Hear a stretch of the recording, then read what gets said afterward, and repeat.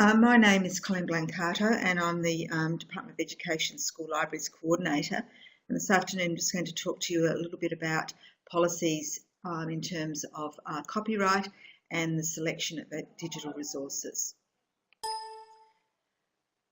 I suppose it can be summarised that all our copyright issues can be found at Smart Copying.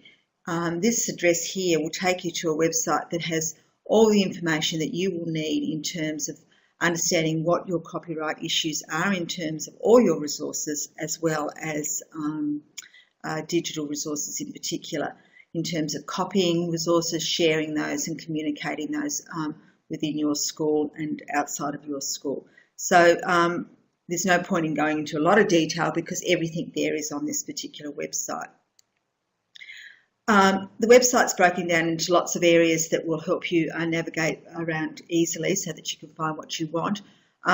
These ones I have found particularly useful in terms of actual working in a school library.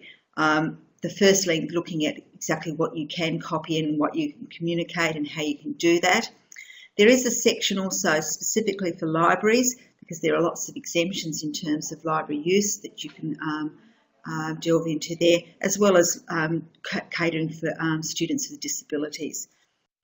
It's important to look at education licences and how that impacts on your copyright issues. And there is some specific information for schools on that site there. The hot topics are very useful because they look at new technology in terms of our digital resources.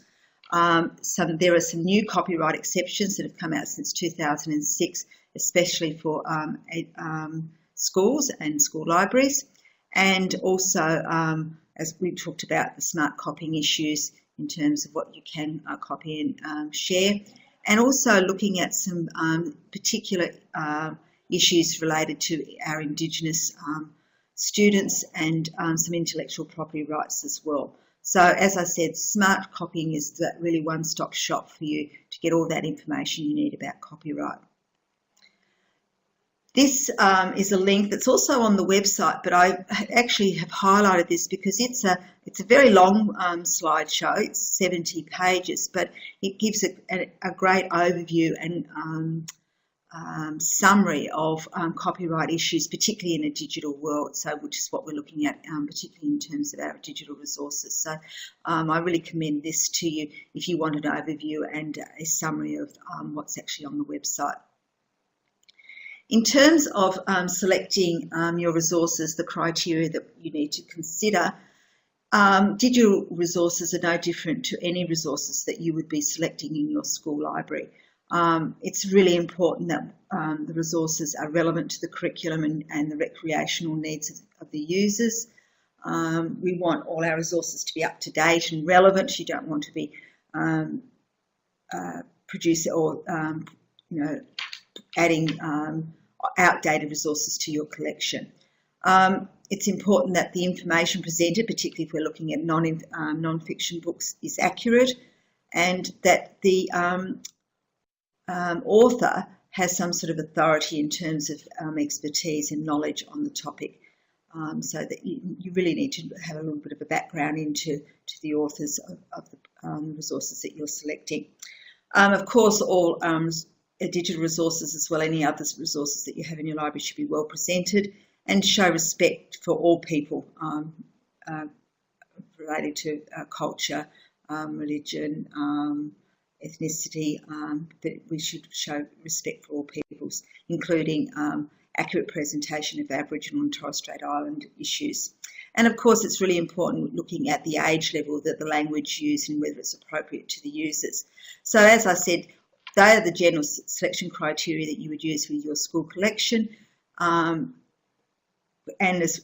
digital resources.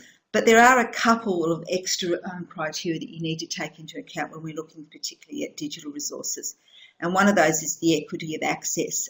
It's important to have a look at the licenses. You don't want to be purchasing resources that have limited user license, say for instance single user. It doesn't give equity to access. And all government agencies now must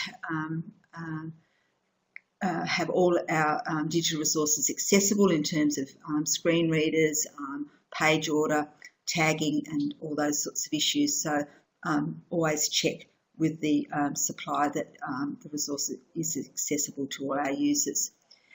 Important that if you're buying digital resources, that they can be used across multiple devices and on different platforms. And looking at a digital resource, it must be important to be able to have easy access to it and to navigate easily around the page, so that the layout needs to be clear and that the pages load quickly. It's nothing more frustrating than if you have to wait for something to upload in terms of engaging your readers or users. And engaging in its presentation, I think that's doesn't need to be stated. That's pretty obvious, but if you were really wanting our students to access these resources, we need to make sure that they're very engaging and easy to access. Another thing that is important to look at, the provider that's providing you with those e-resources provide you with ongoing support and updates. And again, always check your licensing and conditions. You shouldn't be purchasing licenses that you cannot adhere to their terms, or if you need to negotiate those licenses, that you have access to that. So that's just a bit of a summary on how you would choose your digital resources and some things to take into account in terms of copyright. Thank you.